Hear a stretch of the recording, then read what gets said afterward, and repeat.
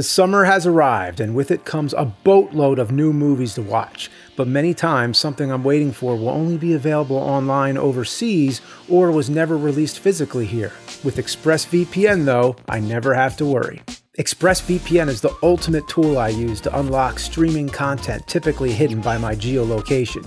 Can't find what you're looking for? Just switch your location to another country like Italy, and within seconds, you too can be watching the 1999 Brendan Fraser classic, The Mummy, in beautiful high definition without any buffering. Yeah, that giant mummy face has never looked better, and I was able to watch it in seconds with the click of a button, all thanks to ExpressVPN. With over 90 servers around the world, whether it's the horror classics I hold dear, or the biggest action movies like Everything Everywhere All at Once, streaming in Turkey, I never have to worry about finding exactly what I need with ExpressVPN. Find out how you can get yourself 3 months of ExpressVPN for free by going to expressvpn.com/Cinemassacre or by clicking the link in the description below.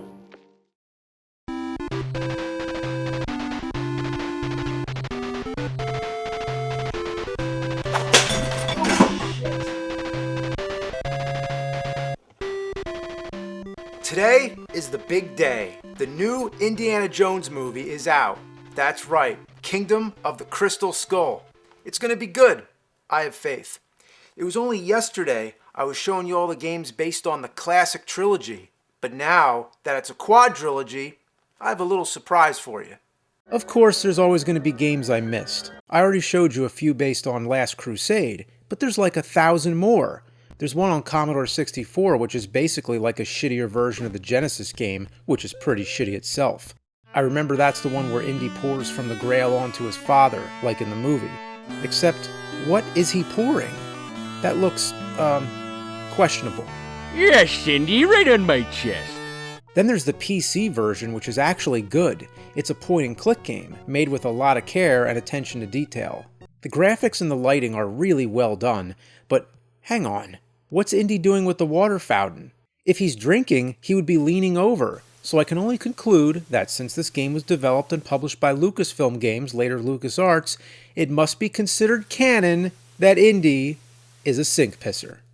But anyway, about that surprise, I'm going to do something a little different here. Usually, I take you back to the past, but this time, I'm going to play a new game. Yeah! They sent me an advanced copy of the new Crystal Skull game. I figured, before I go see the movie, I might as well check out the game. I see it has that guy from Transformers. I don't know how that's gonna go, but the big question, what console is this? Didj? Yeah, the LeapFrog Didj. It's a brand new handheld console coming this summer. It's quite an opportunity to be among the first to review it. It's geared towards children and is meant to be educational.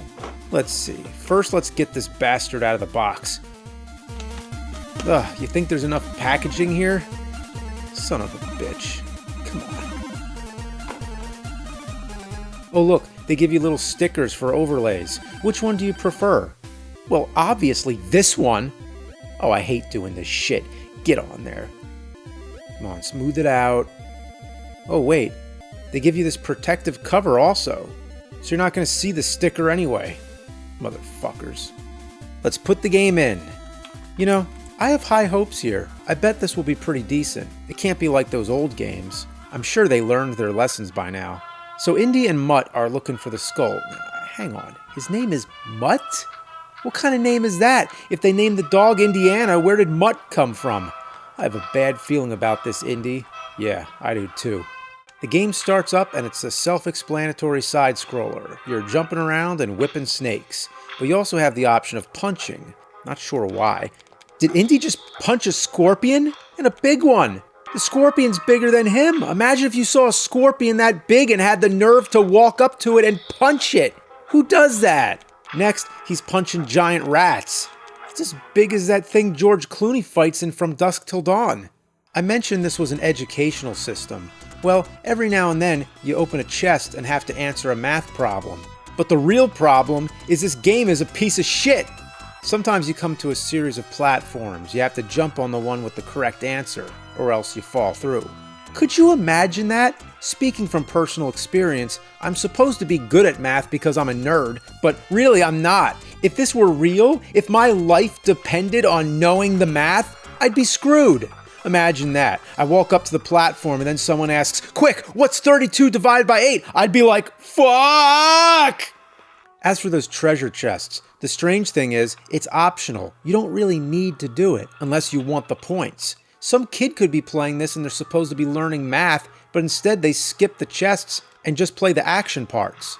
Let me ask you a question. If you were playing a game and you had to choose between solving math problems or not solving math problems, which would you choose? Some stages you play as Indy, others you play as Mutt. He's in the jungle, fighting with a sword on top of trucks and jeeps. Next he's climbing on vines. And the funny thing is, I bet none of this even happens in the movie. What next? Is there going to be a bunch of monkeys? Not happening. When you beat the stage boss, Spalko, the game actually allows you to continuously whack her with the sword. Jeez, how cruel. Spalko? More like Spanko. The game is appropriately easy for kids, but damn, sometimes the clunky control can be frustrating and lead to many deaths. Just a reminder, this is not an NES controller. It's so unfair! Ah, fuck! Shit! Ah, oh you motherfucker! The final boss is a statue come to life. That'll be in the movie. Aw! Now, this guy is tough. Man! You motherfucker. You motherfucker! Oh, man! Well, after finally beating him, Indy grabs the skull. It looks like he places it on a skeleton body. Don't look at it, Mutt. It unleashes its power, much like the Ark, and they escape. I don't know about this game. I guess I have high expectations for anything new, but I am excited for that new movie. I mean, this is more than a movie. It's an event.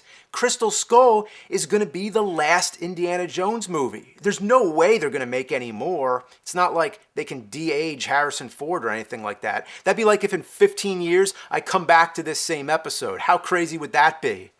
Anyway, fuck this Didj game. Didj, you know, it's a piece of shit. Ah, missed.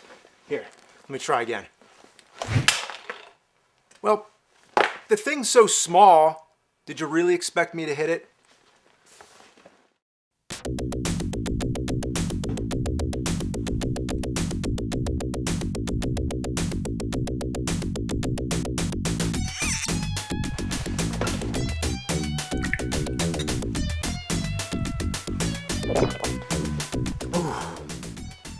Nice going, Ray. So, before I head off to see the movie, I want to take a brief look through some of the other games to see ahead of time where the movie might take inspiration. For example, on the PC, there was a game called Indiana Jones and the Desktop Adventures. Wow, real exciting name, right? That would be like calling one of the movies Indiana Jones and the Movie Escapade. It's a precursor to Star Wars Yoda stories. It's an overhead action-based game with a puzzle-solving element. The exploration aspect is great, it has some appeal, but the movement and controls are pretty awkward. Great adventuring, bad combat. But the reason I bring it up is because, keep in mind, this game came out in '96, but the Crystal Skull is in it. Of course, the Crystal Skulls are real-life artifacts with a lot of mystery surrounding them, but the fact they were already included in the Indiana Jones universe means that the new movie may borrow things from the games. It was long speculated that Indiana Jones and the Fate of Atlantis from '92 might be the subject of the next movie. While that turned out not to be true, the game did a good job adding new lore to the franchise. It's another point-and-click game, and for its time, was very cutting edge.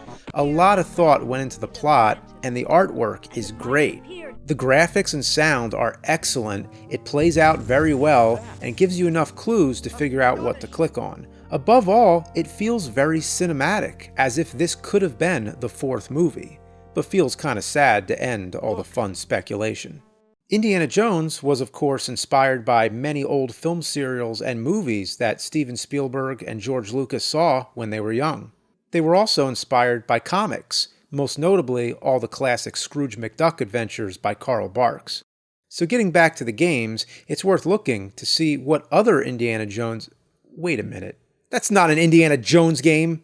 To see what else the fourth movie could draw from, we could check out the 3D games. Indiana Jones and the Emperor's Tomb was fairly recent. It was on PS2, Xbox, PC, all that shit.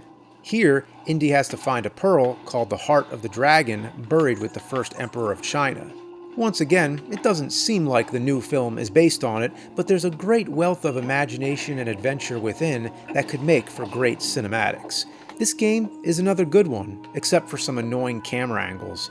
You get to use the whip in all the ways you'd hope for, the voice acting is good, the likeness of Harrison Ford is done pretty well, and overall, there's not much to complain about. But there was a game that came out before this one, Indiana Jones and the Infernal Machine. Infernal? The dictionary defines infernal as irritating and tiresome. Sounds like something the Shredder would say, like, "Blast this infernal machine!" Well, this was the first 3D Indiana Jones game. Came out in '99 on PC and 2000 on Nintendo 64. From what I heard, it was only available at Blockbuster Video. This one's set after the original trilogy. The Soviets are trying to dig up a legendary Babylonian engine that was used to contact an ancient god or whatever. Indy meets up with a member of the CIA who sends him on the mission. You a famous archaeologist. I'm just a spy.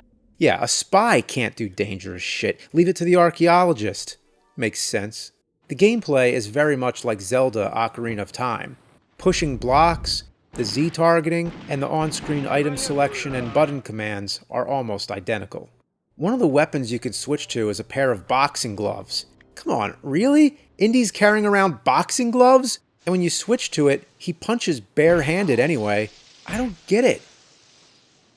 Did you see that? I just killed a snake by punching the air above it. You better watch these snakes. If you get bit, the venom starts draining your health. You gotta use the antidote, but if you're not paying attention, you might not even realize it.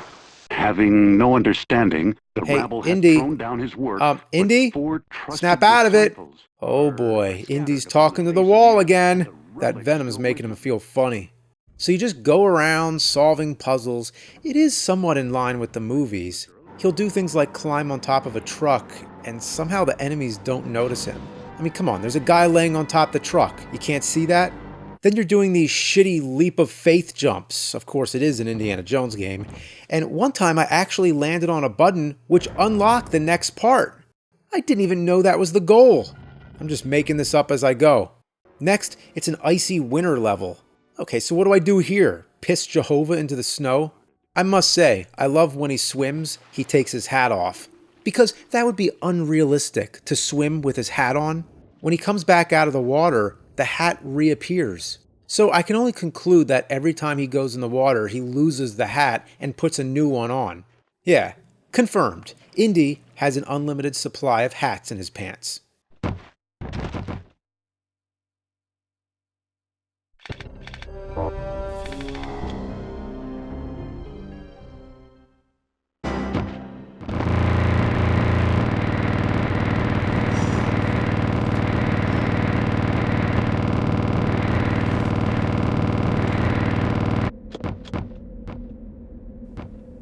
What in the name of ass? This game is so fucked it belongs in a museum.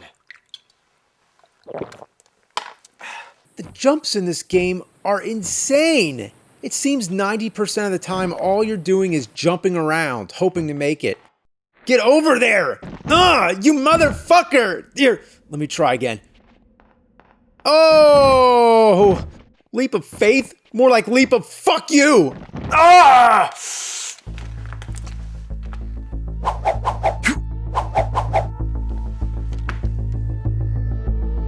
McClunky. I can't take this many references. Anyway, I've gone far enough down the rabbit hole with Indiana Jones games, so I'm done. And hey, guess what? You know what time it is? It's movie time. That's right. I'm off to see Crystal Skull.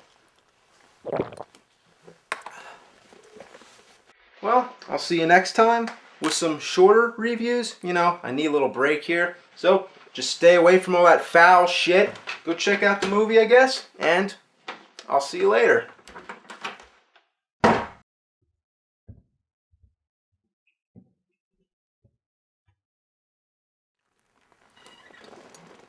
Oh, God! Oh, my God! I can't believe it's not as good as Raiders and Crusade! Who would have thought a movie made in the year 2008 would have any CG in it? Ah! If they make another Indiana Jones movie, I'm not watching it. Alright, I'm off to see the Dial of Destiny. Speaking of which, I happen to have found the real dial. Yeah. It has the power to change the course of history. It's a little old, it's a little smelly, a little muddy. Wait a minute. That's not mud. Oh. This isn't the dial. This is the diarrhea dial. Oh, I need to cleanse my palate. I need to watch something else. I know. The Adventures of Young Indiana Jones. Yeah, that's what I'll do. I have the new DVD set. I always meant to getting around to watching it. Let's open this bad boy. Wow, this is a lot of discs, and this is only volume 1. Look at all these. Oh, and look at all these special features. Yeah, disc 12 has an interactive timeline, historical lecture, revolution, interactive game?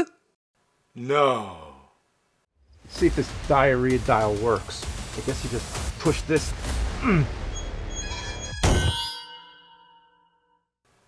Oh, is it possible that these games are getting even shittier? Looks like the nerds got more work to do. Shorter reviews my ass! That looks nothing like Indiana Jones, not Harrison Ford or Sean Patrick Flannery. And it's an educational game? Who wants that? It's a sad thing when you can say the best part of the whole game is playing blackjack.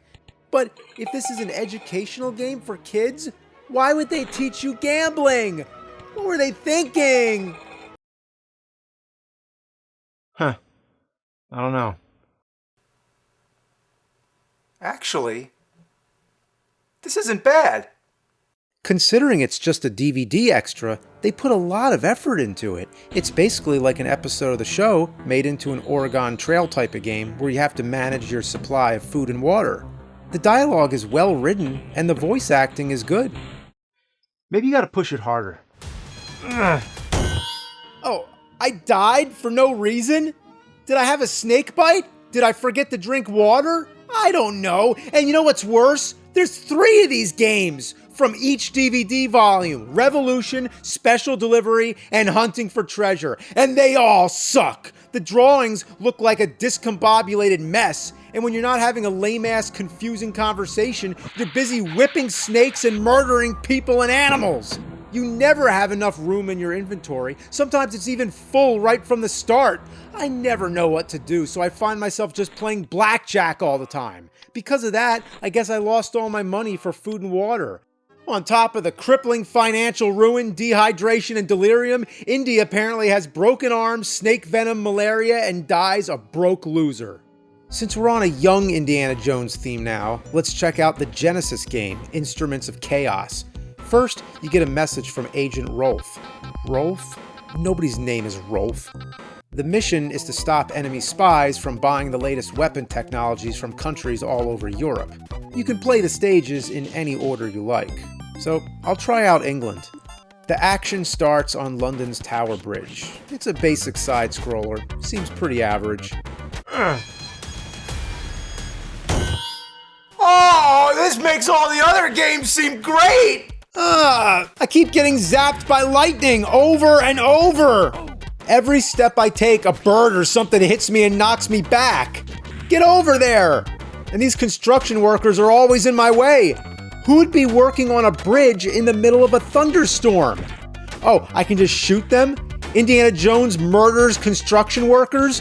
What kind of hero is he? There's no clear indication of where to go. Can I go over here? Fuck! Oh, I get it. You're supposed to bomb the gearbox. How are you supposed to know that?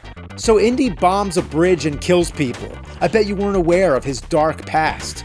Wonder if that's canon. Anyway, I could not beat this stage. After about an hour, I gave up and tried Tibet. Come on, give it to me, Diarrhea Dial, come on.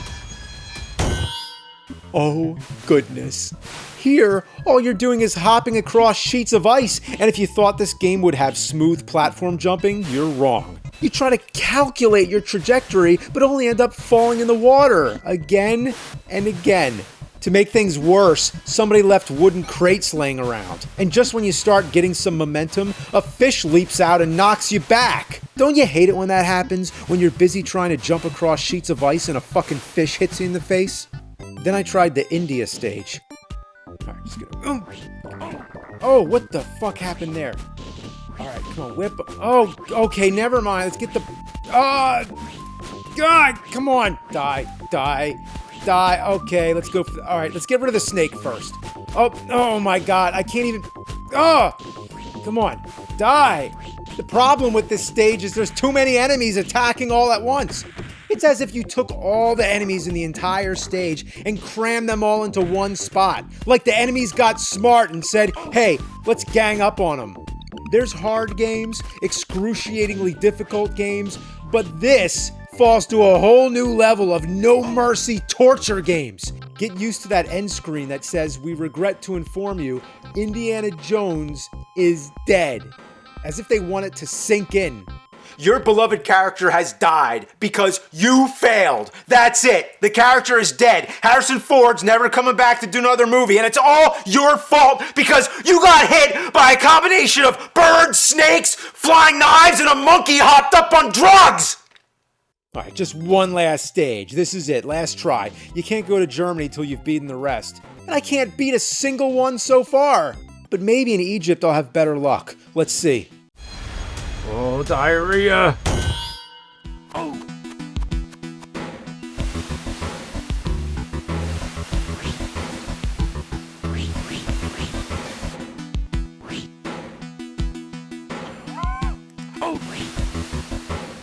Whip the fucking snake!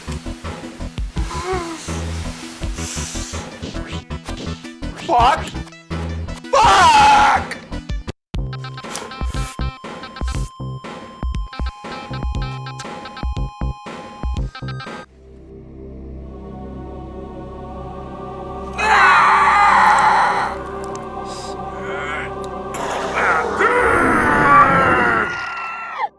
I don't think I could take anymore, but our last hope is the Young Indiana Jones Chronicles on NES. Diarrhea, cha-cha-cha, diarrhea.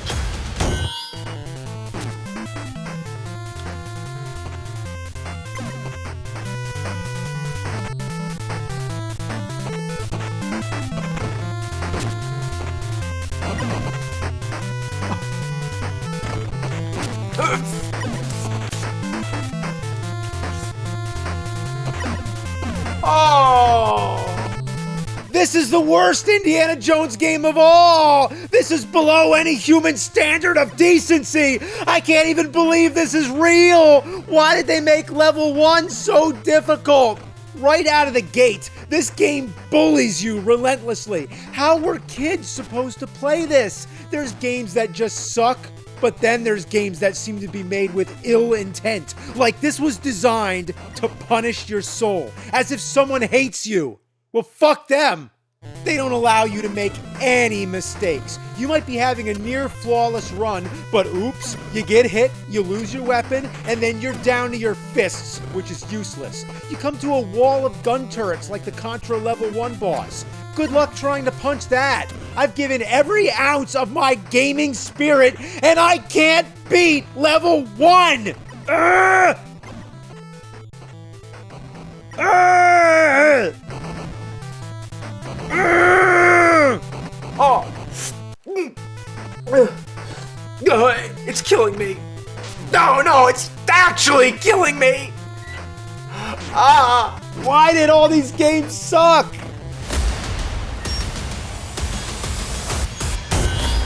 The Power Glove works perfectly. That's it. I can't fucking take it anymore. These Batman games are amazing!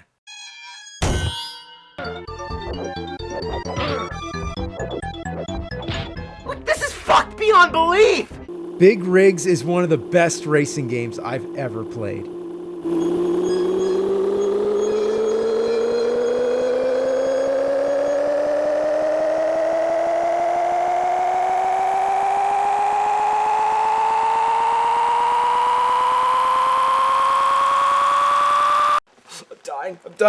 I'm dying. There's only one thing that could save me.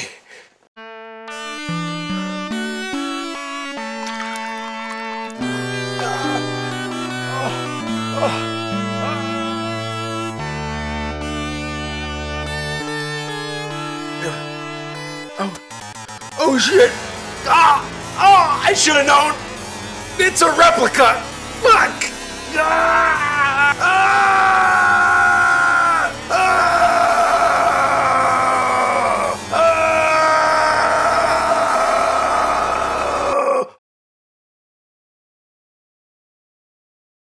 Oh, God. Oh, what's happening?